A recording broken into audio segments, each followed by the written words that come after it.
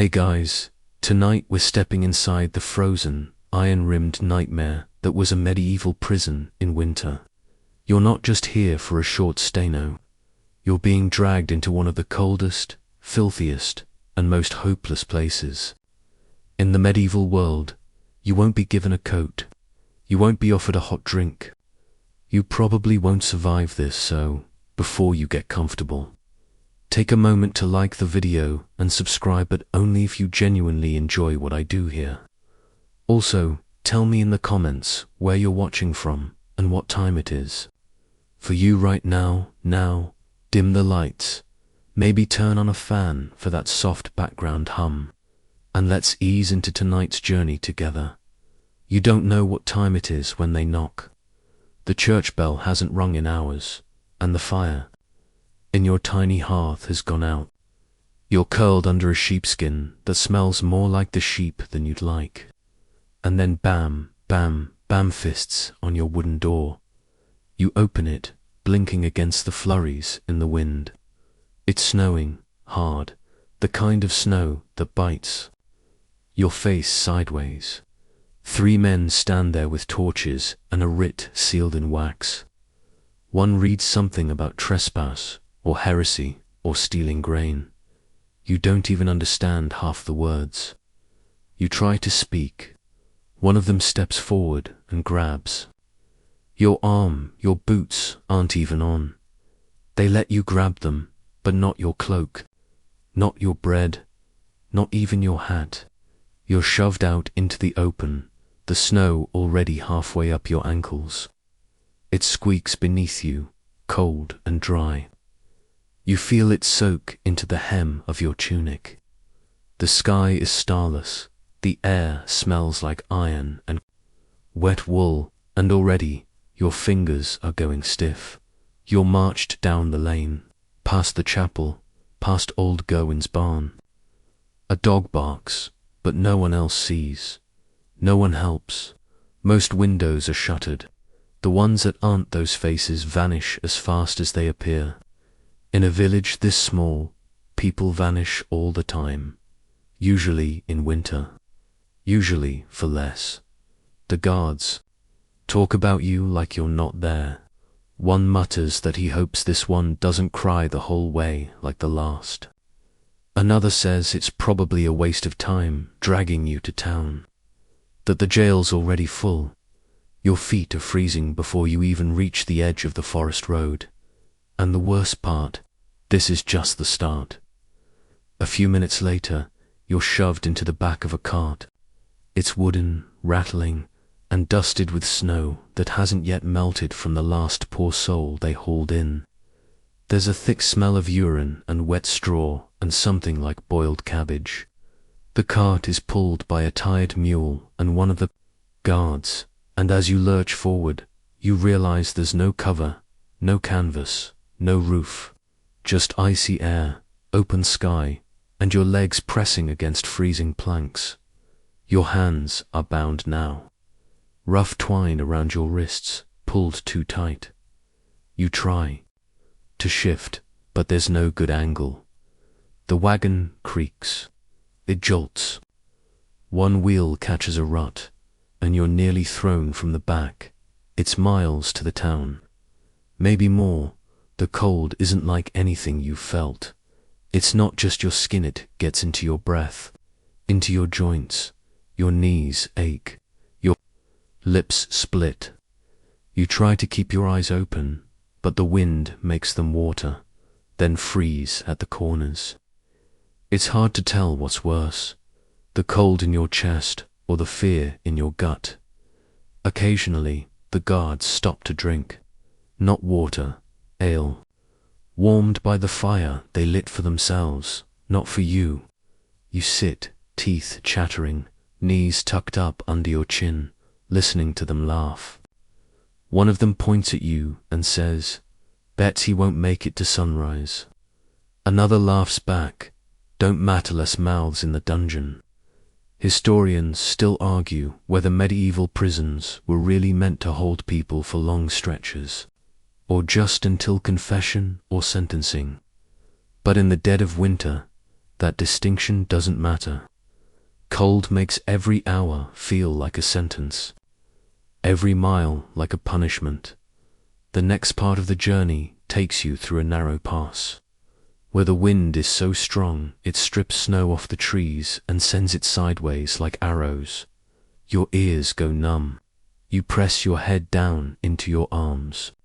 But the wood beneath you is now so cold that it feels wet. You're trembling constantly. Not from fear now, your body is just trying not to shut down at one point. You hear a howl in the woods. A real one.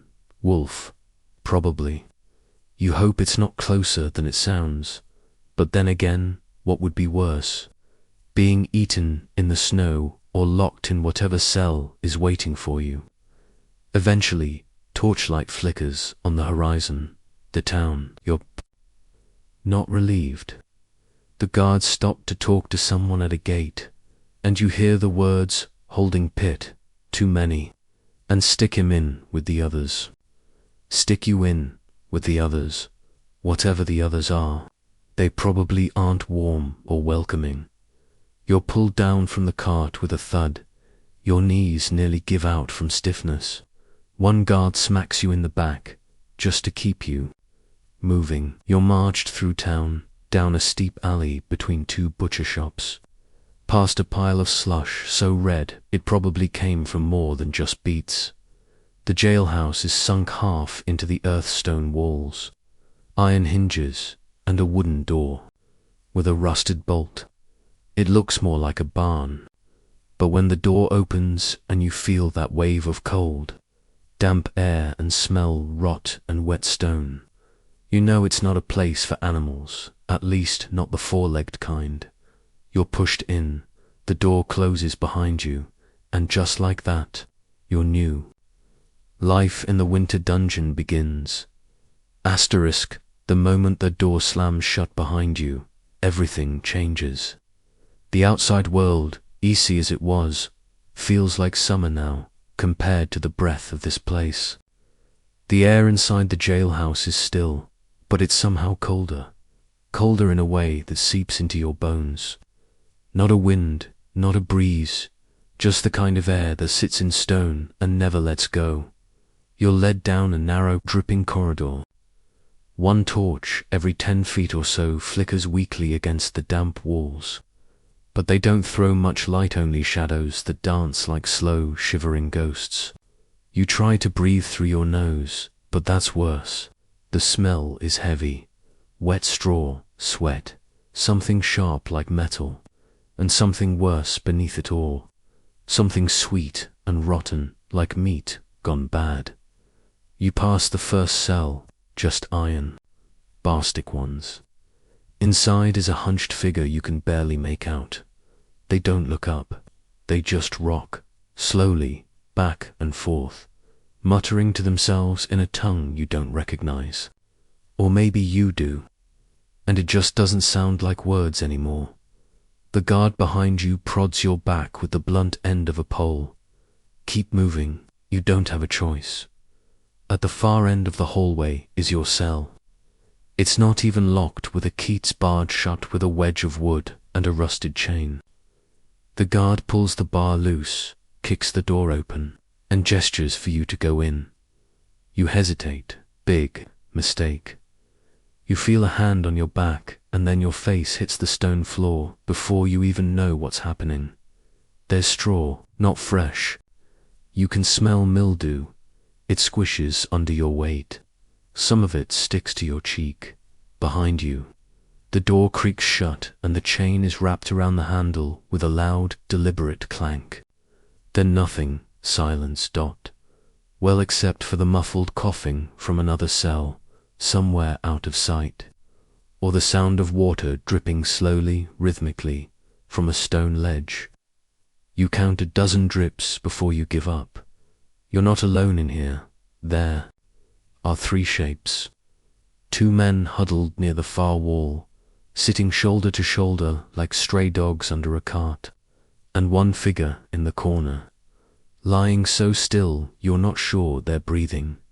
You nod toward them, not expecting a response. You don't get one. One of the huddled men shifts. Don't worry about him, he croaks. He won't last till morning. His voice is flat. Not cruel, just matter-of-fact, like he's describing the weather. You want to ask what happened to him, but you already know. You try to find a space to sit. There isn't one. Not really. Just a stretch of slimy wall that might be dry, and a patch of straw that might not have lice. You settle for the wall. Your back aches from the ride. Your feet are still numb. Your fingers tingle painfully now, which is somehow worse than when you couldn't feel them at all. There's no fire, no lantern, just the flickering torchlight from the corridor, barely reaching through the bars. You pull your knees to your chest, trying to shrink your body into something warmer. It doesn't help. The stone steals your heat like a miser counting coins. Every minute, you feel yourself becoming colder. One of the men speaks again, more to himself than to you.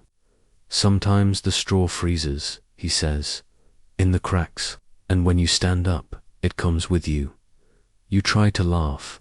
It comes out as a wheeze. Historians still argue whether prisoners in winter were intentionally neglected or just forgotten. Some records suggest efforts to keep them alive, small fires, thin blankets, a crust of warm bread. But most agree, in smaller towns, especially during bad winters, the jail was where people went to disappear. You lie down slowly, careful not to put your face in anything wet. The smell gets worse the closer you are to the ground. You try breathing through your mouth, but the taste of the air makes you gag. You sit back up. Can't sleep on the first night, says the other prisoner. You'll learn.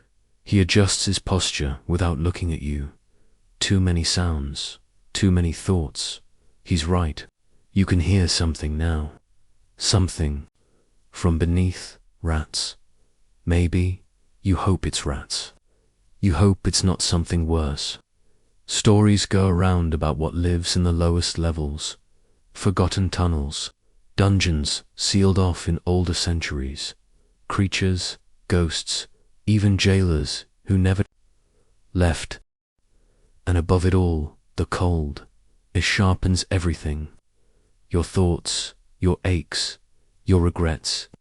You remember the warmth of your house, your bed, your fire. You wonder what your mother is doing. You wonder if she even knows you're gone. You cough once, and it echoes.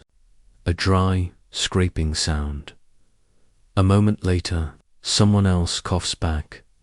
Not in your cell, not in the one next to you. Farther down, just once. And then nothing. Time doesn't pass. Here it stretches, like taffy. Your stomach cramps. Your lips are cracked. You try not to move, because every time you do, it hurts more. And then footsteps. You sit up. A guard walks by, holding a lantern. He doesn't stop. Just passes your cell slowly, whistling a tune that's out of place in this stone tomb. One of the men in your cell spits on the floor after he's gone. You get used to the walk, he mutters. That's the only warmth we get, watching someone else feel it. You say nothing. There's no point. You shiver, you shake. And eventually, without really meaning to, you cry. Not loud, just a few silent tears that freeze before they've dried. And now finally you begin to understand. The cold isn't just something you feel, it's something that eats you, piece by piece. First the toes, then the skin, then the hope dot, and you've only been here a few hours. Asterisk, you're not sure when you fall asleep if you can even call it that. More like your body shuts down in protest, like a flickering candle giving up in a wind. It knows it can't beat. One moment, you're awake, teeth clattering in your skull. The next, Your mind is somewhere else, grey, formless, and cold even in dreams. When your eyes open again, it's still dark. Or maybe dark again. Either way, you're sore in every joint, and something wet has soaked through the straw into your tunic. The man in the corner hasn't moved. The two beside you have shifted slightly, closer to the wall where the from the corridor glows weakest. You try to stand. Your legs say no. They scream it, in fact. Every bone from knee to ankle feels carved from frozen oak. You manage to push yourself upright and lean against the wall. The stone is slimy, but it helps you balance. A moment later, a door clangs somewhere beyond the corridor, followed by shuffling steps and the unmistakable squeak of a rusted cartwheel. Food. Or, more accurately, something resembling food. The cart rolls past your cell and stops to down. You hear someone mumble something, could be thanks, could be a curse. A reply from the guard. Complain and you'll lick it off the floor next time. The cart moves again, then finally stops in front of your cell. You look up as a hand appears, between the bars, holding a wooden bowl. It tips slightly, and a grey mass slops into the straw in front of you. The smell hits first, sour, oily, and faintly fishy. Maybe it's porridge. Maybe it's barley. Maybe it's whatever didn't sell at the market 2 weeks ago. There, says the guard. Feast of Kings. You're too tired to make a joke, but your stomach doesn't care. It growls loud enough that one of the men beside you chuckles. Through chattering teeth, you crawl forward on your elbows, scoop the slop up with your fingers, and swallow. It's cold, slimy. It tastes of salt, metal, and something bitter that might be mold. But you don't care. You eat every bit, even lick some from your palm. The other prisoners do the same, and the bowl, they take it back. You don't get to keep it. Someone once used a wooden bowl to bludgeon a guard. Now it's 1 bowl per dump, no extras. It doesn't help much. Your stomach turns not long after. Not violently. Just an uneasy twist that doesn't stop. And you're still hungry. Not just for food, for heat, for light, for motion. You feel your body trying to hibernate like some half-starved bear, and you know that's not good. One of the men speaks again. You're starting to recognize his voice. Raspy, deliberate. Like someone who once gave sermons but forgot how to mean the words. Saw a man eat a candle once, he mutters. You blink at him. Wax, he continues. Stole it from a jailer's pack. Thought it'd warm his belly. Didn't even chew. You ask what happened to him. Died, he says. That night, mouth full of wax and teeth like candle stubs. Well, so much for that idea. Historians generally agree that winter prison rations were inconsistent at best. Some dungeons had access to leftover grain stores, salted meat, or hard bread. Others relied on alms, parish donations, or the random kindness of jailers who'd had a good day, which, let's be honest, rarely happened. And then there's the fringe stuff, the weird accounts in margins of forgotten journals, like one jail in Flanders where prisoners supposedly chewed on their own leather shoes, softened in chamber pot. Water, or that one monk who claimed prisoners survived on mice cooked over candle flames. Hard to say what's true, but when you're this hungry, everything sounds edible. Even the moss on the wall looks tempting. You try licking a patch of it. It tastes like dust and old tears. One of the other prisoners watches you. He nods solemnly. Tried that too, he says. Didn't help. There's no schedule here. No hourglass. No bells. You try to count time by the guard patrols, by the food carts, by the coughs and cries of other prisoners. But it all blends.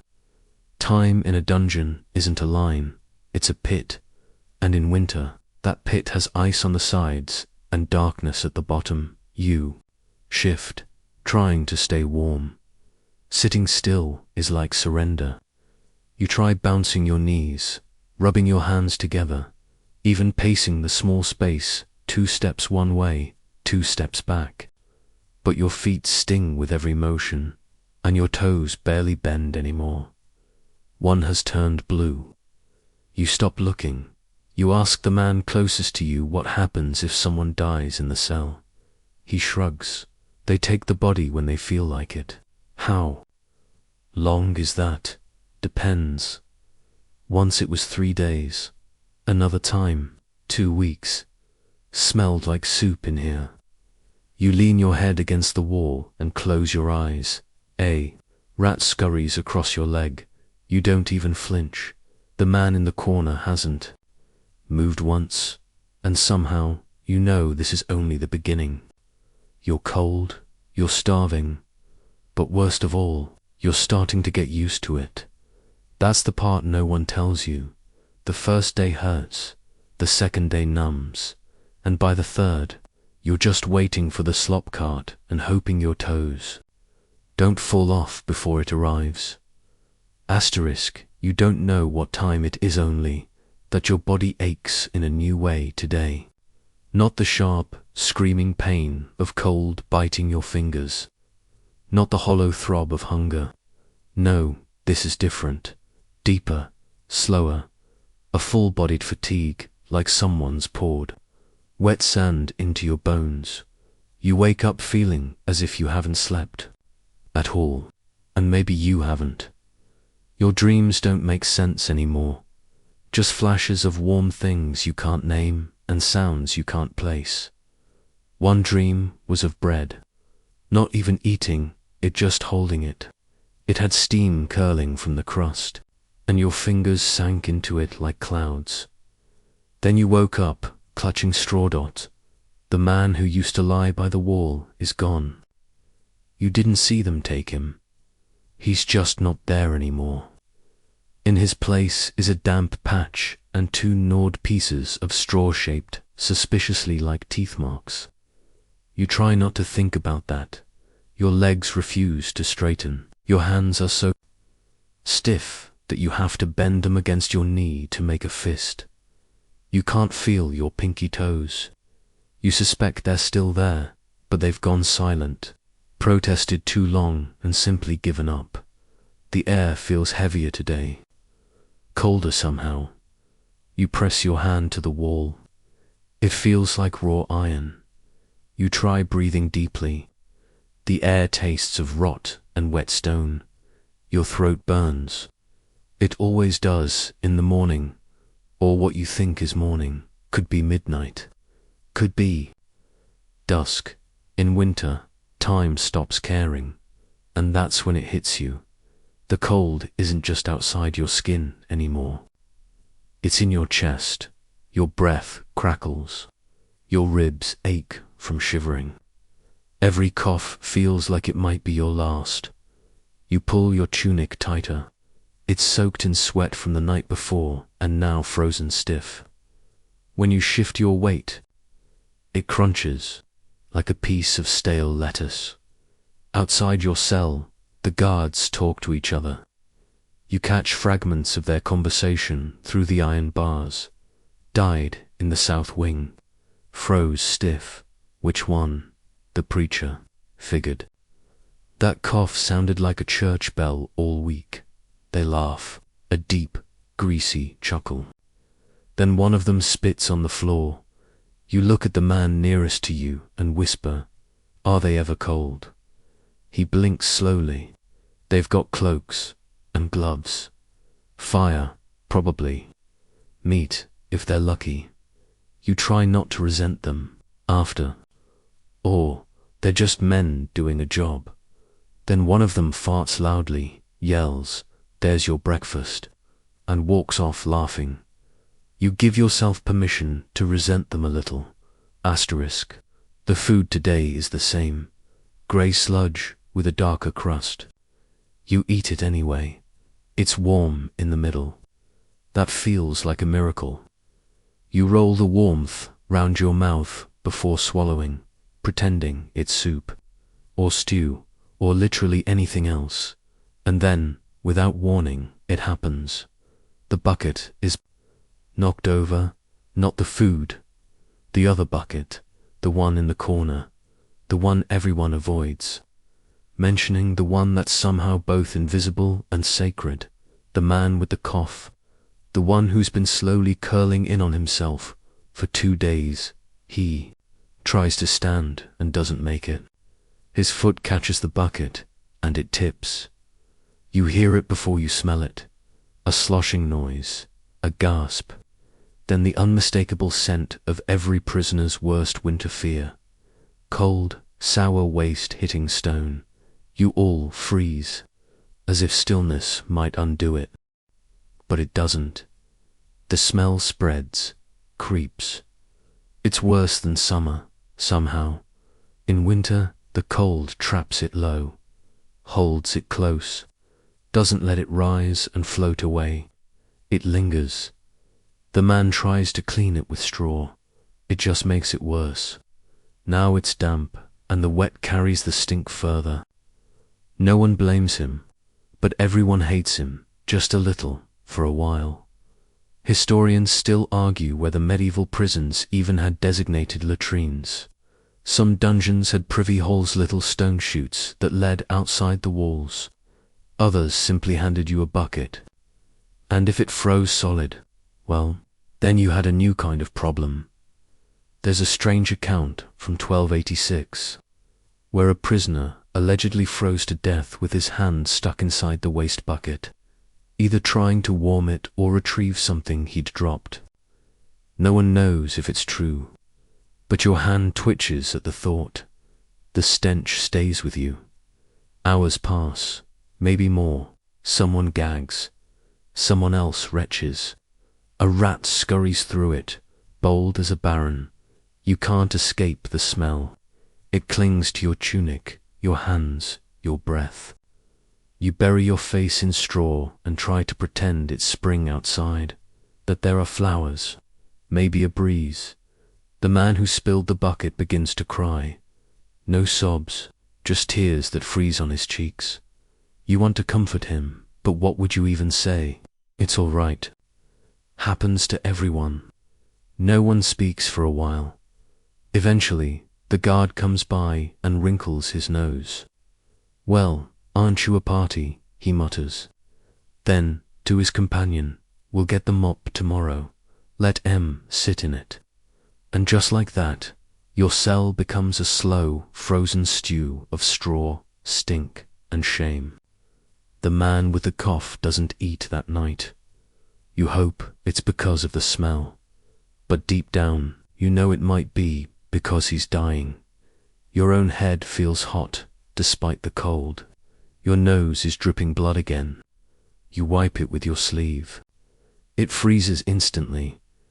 Winter in prison isn't just about cold fingers. It's about losing your senses, losing your dignity, and worst of all, losing your memory of warmth. Asterisk, there's a strange soft sound just before dawn, if dawn is even the right word anymore. It's the shuffle of fabric, the creak of leather boots, a low grunt, then a key scraping inside a lock that hasn't turned in weeks. Your door opens, two guards enter, wrapped in cloaks so thick they look like they're hiding inside small tents. One holds a torch. The light stings your eyes. The other drags something heavy and sloshing behind him, a bucket, a new one. They've come to collect the old one, the one tipped over, still steaming faintly at the edges. You sit up slowly, ribs groaning, trying not to breathe too deeply. The scent's muted now, but it's sunk into everything. The floor, the straw, your own skin, the guard eyes, the mess. Then you pigs need to learn your aim, he says. You almost reply, but what would be the point? Instead, you notice something peculiar about the bucket he's brought. It's steaming, and not from filth. From heat, it's water. You blink. He sets it down just inside the cell door. You glance at the others. No one moves. It's like a myth-warm water in winter, in prison. Washing day, the guard announces. No one cheers. No one moves. You're all too stunned. The bucket sits, half full, probably heated by a kitchen fire and carted over before it could turn to ice. You're allowed one strip of linen. It used to be white, maybe a decade ago. You dunk it and wring it out. Steam curls up, ghostly in the frigid air. You dab your face, your fingers, your arms. The water feels too hot at first. Your skin isn't used to it. But then it becomes a kind of prayer. You imagine saints bathed in less luxury. You don't waste a drop. When your rag is filthy, you dip it again. The water turns brown. The guards don't rush you. Maybe they enjoy the spectacle, or maybe they know it'll freeze in minutes. They take the bucket back after 15. You're cleanish, damp, and shivering even harder than before. That's the cruel part about washing in winter. Warm water is a lie. It's a trick that makes you colder. As soon as it touches air, it becomes ice. The water in your tunic freezes at your shoulders. Your sleeves stiffen like boards. You flap your arms, trying to dry. Someone tries to wring out their hair. It snaps like twine. This is the first time you've been allowed to clean yourself in over a month. The lice are still there, of course. They never leave. But for a moment, you feel different. Almost human. Historians still debate how often medieval prisoners were permitted to wash. Records are patchy. In higher-level prisons, like the Tower of London, noble inmates sometimes had baths carried in. But in local jails, you were lucky if a rat didn't beat you to the soap. That's assuming there was soap. You've never seen any. Once. Someone whispered that the guards used ashes and lard to scrub the worst filth off newcomers. But no one's offered that to you. You've been marinating in your own skin for weeks. After the guards leave, silence returns. Except now, everyone stinks less. It's almost unsettling. You lie back against the wall, tugging your damp tunic closer. Your skin is still buzzing. The shock of warm water has faded to something else, something cold and sore and itchy. Your mind wanders. You think about your old life, not fondly, more like someone remembering the contents of a locked room. Faint shapes, barely visible. There was a tavern, you think, and your sister, or cousin, someone with a loud laugh and a habit of picking bread crusts off your plate. You wonder if they remember you, or if you've already slipped into legend. The sibling who vanished, the cousin who drank too much, the fool who talked back to the bailiff and disappeared behind stone. No one's asked about you, or if they have, no one here cared enough to answer. You reach under your straw for the one thing you've managed to hide, a bit of leather strap, frayed at the end, part of your old belt. You rub it between your fingers. It reminds you that you existed outside these walls, and it keeps your fingers moving. That matters. Circulation is survival. There's a story one prisoner told about a man who stopped flexing his hands for 3 days straight. By the fourth, his fingers wouldn't bend at all. They froze in a claw. The guards made him sweep the floor anyway. Winter doesn't just attack from outside. It seeps inward. Bones forget their shape. Muscles shrink. Skin cracks. Morale breaks first. You don't cry. There's no point. Tears freeze too. Someone sneezes. It echoes like a shout. Everyone freezes. The sneezes keep coming 3 in a row, then a gasp. The man across from you curls up, his face red and blotchy. He's got a fever. You know that look. It's the same one your mother had the winter she didn't wake up. No one moves to help him. Not because they're cruel, because they're afraid. Disease in a winter cell is like a lit match in dry hay. One cough, and suddenly half the room is shivering harder than usual.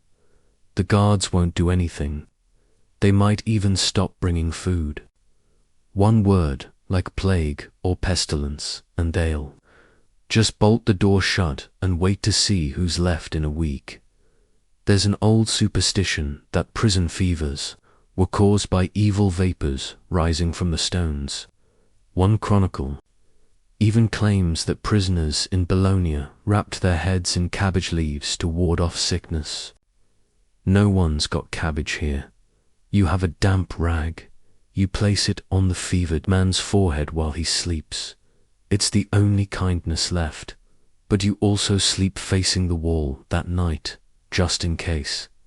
Asterisk, the fever doesn't take him, at least, not yet. By morning, he's quieter, curled tightly beneath a crusty blanket, breathing in quick, shallow bursts. You don't ask if he's better. Better is relative. In here, not dead is pretty much a good day. The chill hasn't lessened. It feels like it's gained weight overnight. The stone floor is almost sticky with cold. When you press your palm to it, it clings like damp metal, as if the dungeon itself is hungry for warmth. One boy tried to sleep against the wall last week. His skin stuck. He lost a patch of it when he peeled himself free. You stop doing that now. There's no sunlight in the so lonely what leaks through the high slit in the wall, if the clouds feel generous. But your body has started to learn the rhythm anyway. The cycle of grey to darker grey and back again. Someone claims it's Monday. Someone else insists it's Thursday. There's no way to prove either. Your sense of time stretches, warps, folds in on itself like old wool. Then comes a sound you've grown to dread more than even the clank of chains. A low metallic squeal. It means something important is happening. The TRAPDOROR. It creaks open above, a winch groans, and then the bucket descends. Food, technically. You and the others gather beneath it, heads tilted up like hungry dogs watching meat. The guard lowers it. Slowly this time. Maybe his arms are sore, or maybe he's enjoying the suspense. The rope jerks, catches, sways. Finally, it thuds down. No dishes, no spoons, just a communal bucket of slop, half frozen at the edges, smelling like boiled turnip skins and something more mysterious. You wait your turn. Etiquette forms, even here. The older ones go first. The loud ones push in. The truly sick don't even try. You dip your fingers, draw out a lump of something mushy and pale.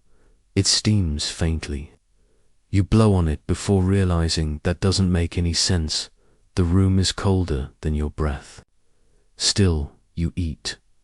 What's in the bucket changes day to day. Well, not really. It's always some mix of old root vegetables, grainy broth, stale crumbs, and bits of meat so small they could be hallucinations. Sometimes, if the kitchen's feeling festive, you get a pea. Just one. A single green sphere, floating proudly in the grey. One man once said it was a nobleman's feast in miniature. He bit it in half to savour it longer. That was 3 weeks ago. He hasn't spoken since. Medieval prison diets were never designed to nourish. They were designed to delay death, barely. Historians still debate whether prisoners were technically entitled to food at all. Some towns required families to bring meals in. Others left it to the mercy of guards. There's one surviving ledger from 1382 showing that prisoners in Rouen received a half loaf per day, boiled gruel on Wednesdays, and fish bones when available. Not fish, fish bones. You're not even sure how you're supposed to digest that. Once the bucket is empty, it's hauled back up. A single drip falls from its rim and lands on your forehead. Cold, sharp, insulting. After feeding, the air feels heavier. People curl back into their corners, licking fingers, chewing dry crusts for a second or third time. You sit with your back to the wall, tracing a crack in the stone with one numb toe. It looks like a branch. You've named it Tree. Tree is your friend. Tree doesn't talk much. The boy who came in last week, the one with the wide eyes and the limp hasn't adjusted.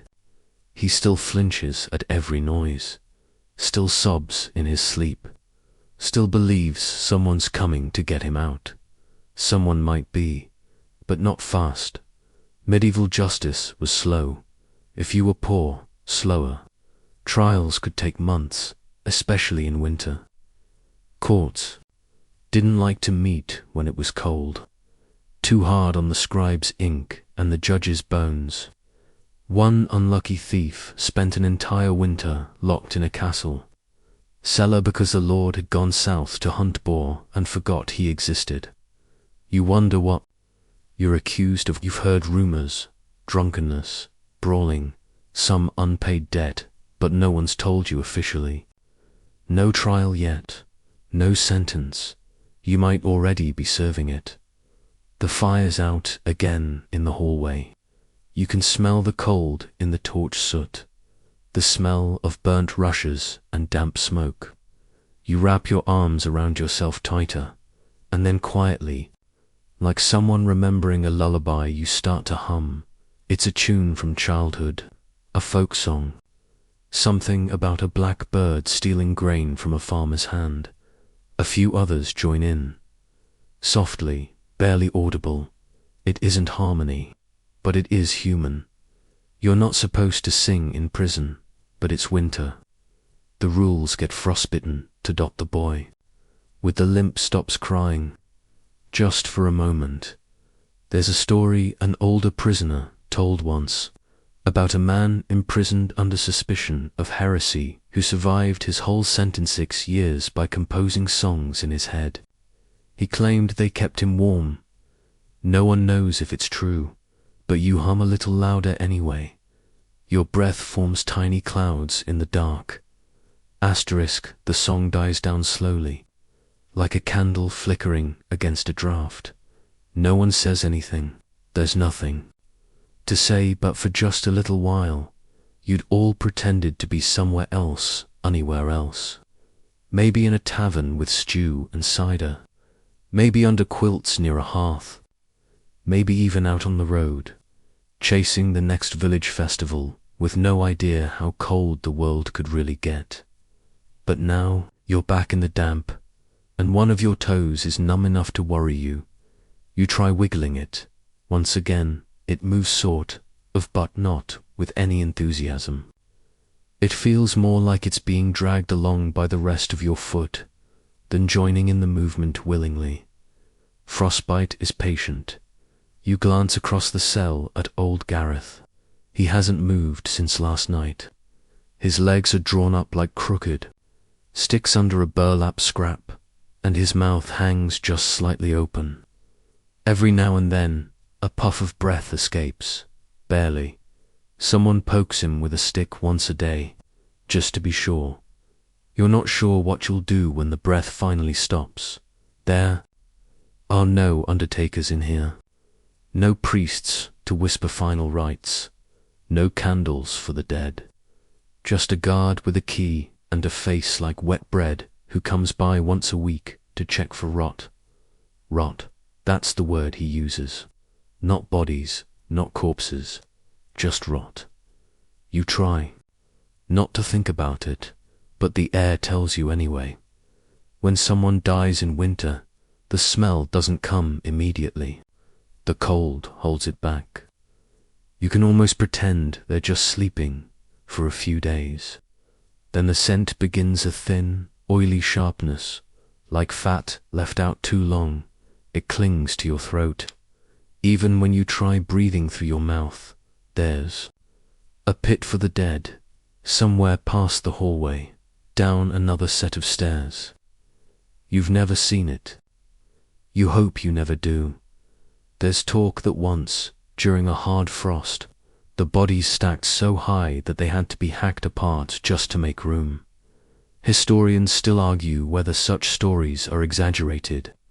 Maybe they are, but no one in here seems to doubt them. Sometimes the truth is colder than the facts. A few cells down, a scream rings out, short, shrill, followed by harsh coughing. No one moves to help. You've learned not to. The guards hate disruptions. Noise means punishment. If someone has gone mad, they'll deal with it, the usual silence first, then shackles. You heard someone once spent 2 weeks in a punishment hole so small he had to stand the whole time. When he came out, his legs no longer bent right.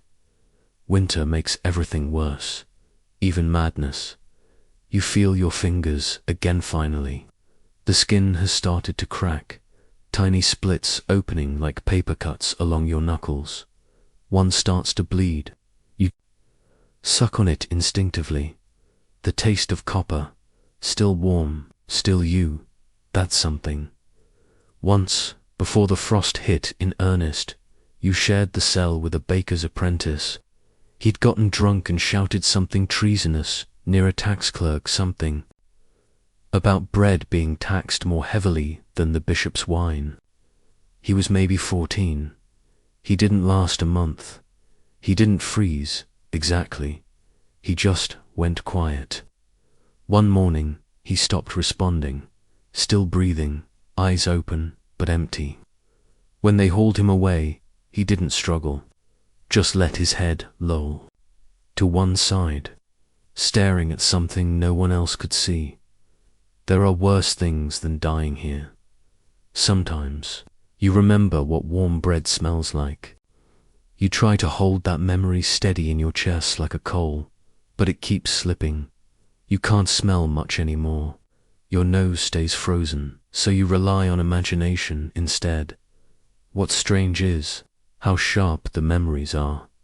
You remember the exact curve of your mother's iron kettle, the way the rim had a chip in it that never quite smoothed out. You remember how warm the chimney bricks felt on your back when you sat beside them, drying your boots. You remember how snow tasted when it first felt clean. Before it touched the ground, memory becomes survival. There's a man in the far corner who murmurs to himself about roast goose. He describes it in such detail: crispy skin, dripping fat, honey glaze that someone once slapped him just to make him stop too much remembering. Can hurt food, warmth, light, they all become dangerous when they're only in your head. You lie back and stare at the ceiling. The stone above you is slick with condensation. It weeps constantly. One drop forms every 15 seconds or so from the same spot. You've started timing it, just for something to do. Drip, drip, drip, drip. It's your clock now. There are no candles here to tell time.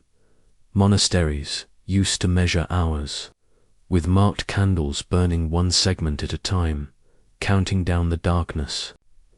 You've heard stories of monks waking at midnight to chant prayers, guided only by how much wax had melted.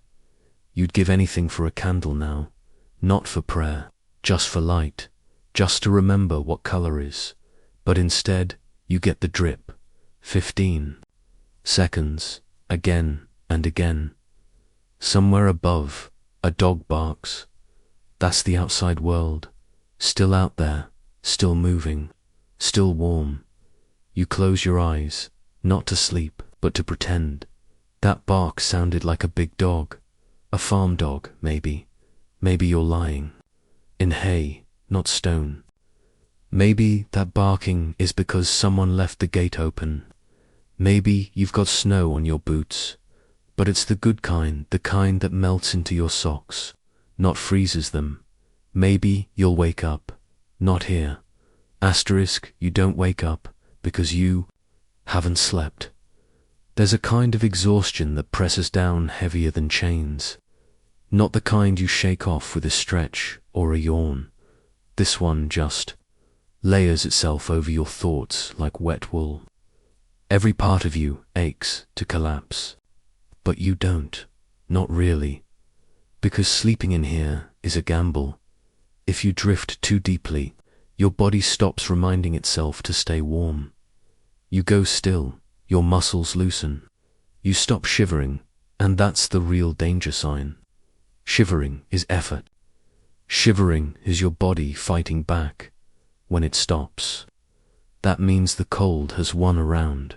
So instead, you nap in little jolts. 10 minutes, maybe 20, then someone coughs, or the drip lands in just the wrong place, or the icy pinch of a dream yanks you half awake. Still better than slipping too far once. A man across the hall went completely silent for 3 days. Everyone assumed he'd frozen to death, except the guards hadn't come. Then, on the 4th night, he started reciting poetry. Long meandering lines of Latin verse.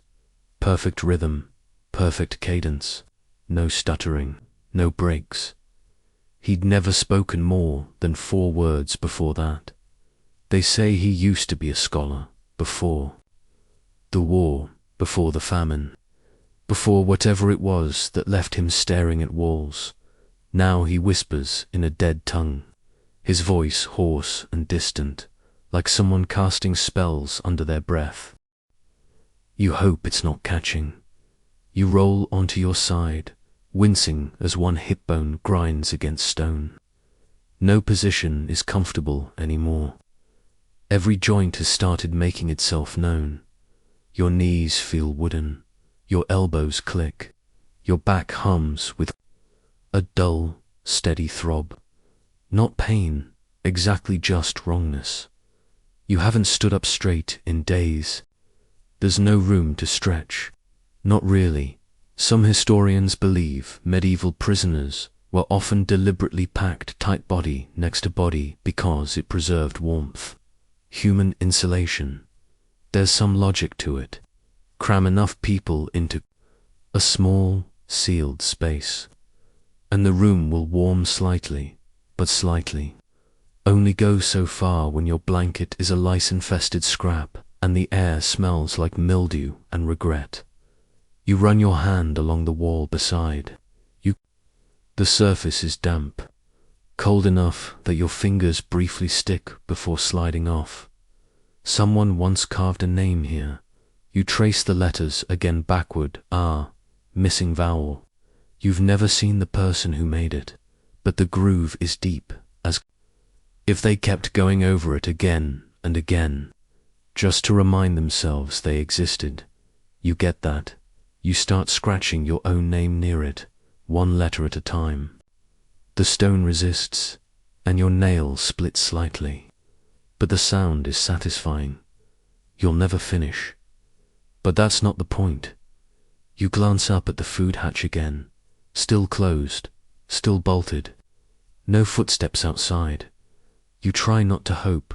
Hope gets people killed in here. Hope makes you do stupid things like speak up or beg or trade away your boots for promises. Last week, someone promised smuggled cheese in return for a shirt. Cheese.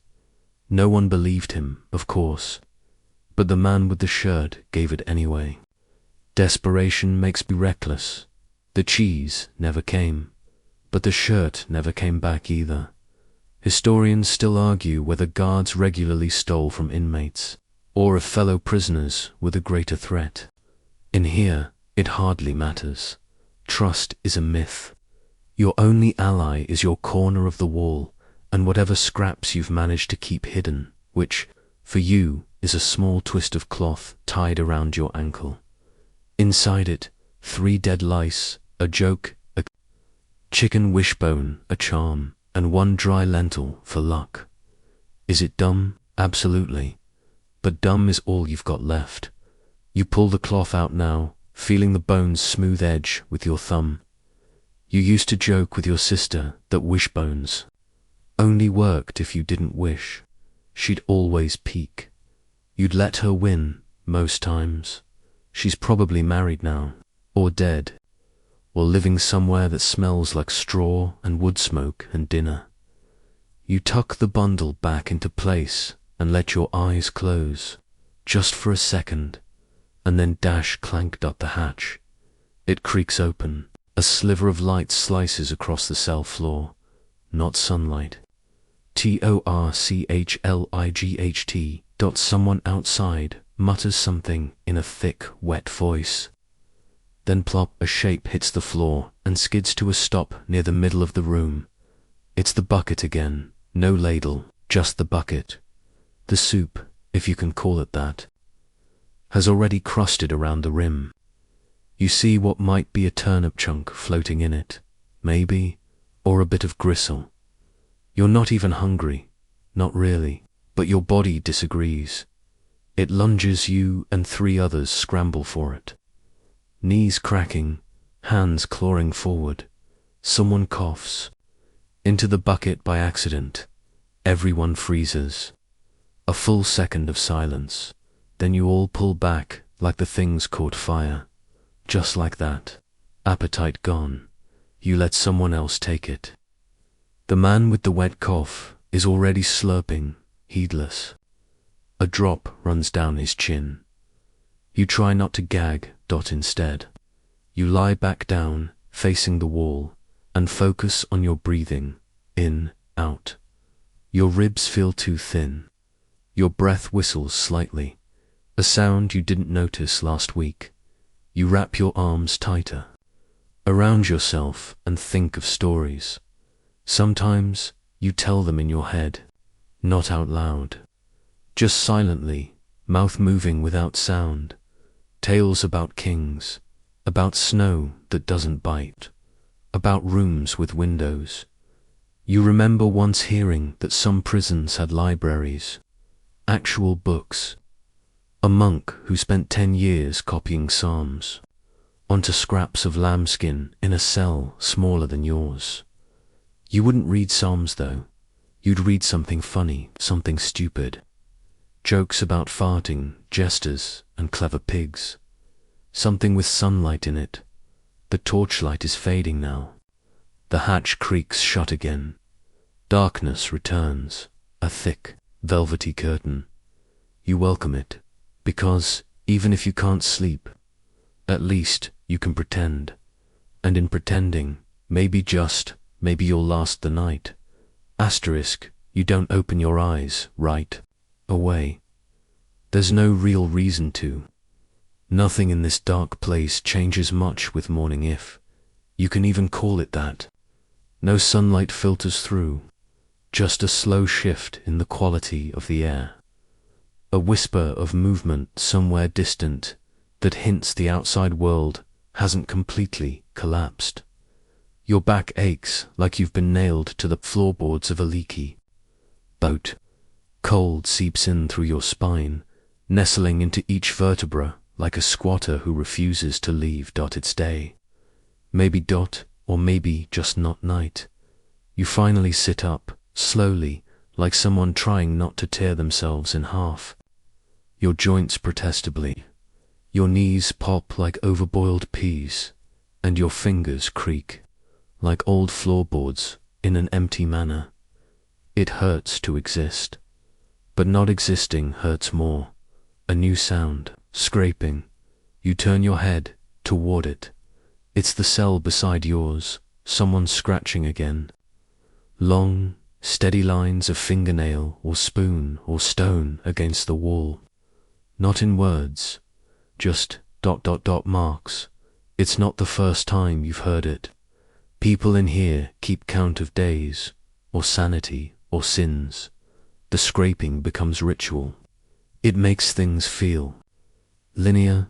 Forward, even if the days are identical. You crave the illusion of progress.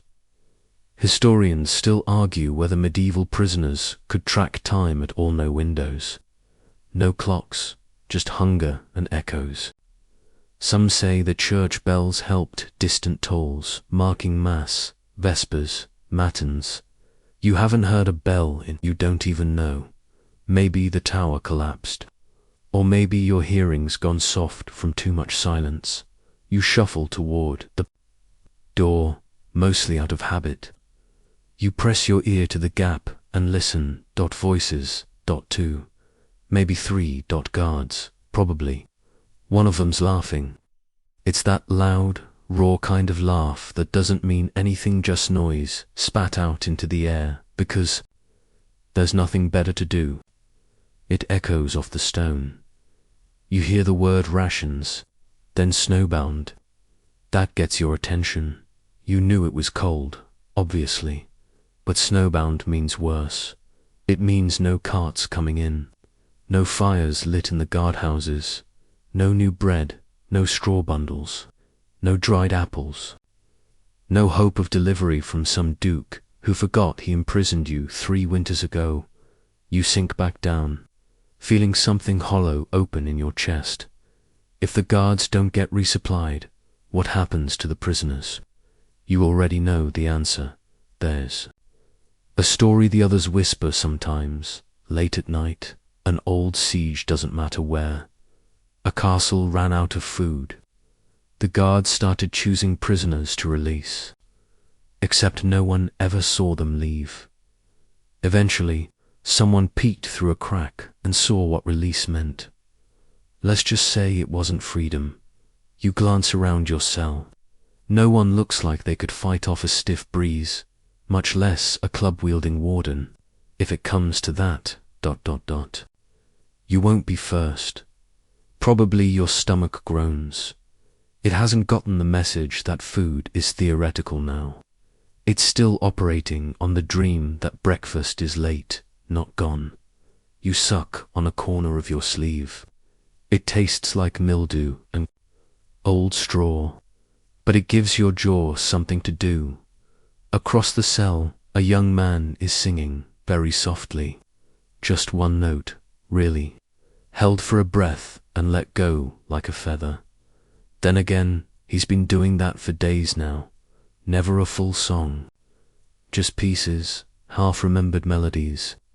Sometimes you think he's trying to hold on to a tune from childhood, or maybe he's making it up as he goes. Either way, it's oddly comforting. It slices through the gloom like a thin beam of candlelight. You hum along quietly, just enough to feel like you're not alone in your skull. The guards don't like it when you sing too loud. They say it stirs up noise. Last time, a man got gagged for a full day with a bit of moldy cloth. When they pulled it out, his lips were blue dot. So you keep your voice low. Some prisoners used to chant prayers together, chants designed to pass time, to knit minutes into hours, like a monk weaving his own shroud. But that stopped when the priest died. He wasn't really a priest, just someone who used to be one, or wanted to be. He'd recite verses and make the sign of the cross, with his thumb in the air. He said faith was stronger than stone, but his cough got worse, and the guards stopped noticing him. Eventually, so did everyone else. You poke at a crack in the wall. It's deeper now. You imagine pushing your whole hand through it, maybe crawling out like a beetle, blinking in the sun, relearning how to stand upright. Of course, you'd freeze to death before you made it 3 steps. Still, you think about it. That's another game you play, the what-if game. What if the door swung open right now? What if you found a loaf of bread under your cot? What if this is all a test and someone's watching through a tiny hole, nodding with approval as you suffer quietly? You imagine an old nobleman behind a tapestry, sipping wine and taking notes. Subject: has not screamed in 2 days. Remarkable. Award extra hay. Quirky, yes, but stranger things have happened in history. In one early 14th century English jail, A jailer reportedly held mock trials for mice just to pass time. Witnesses claimed he'd even issued tiny sentences acorns as cells. Loneliness makes people creative, so you close your eyes again and imagine yourself somewhere else. Maybe a tavern, wooden benches, hot stew, dogs underfoot, or a field of snow. But this time, you're warm, wrapped in furs. You can breathe. You imagine eating. Bread so fresh the crust still crackles. You imagine butter. You imagine music.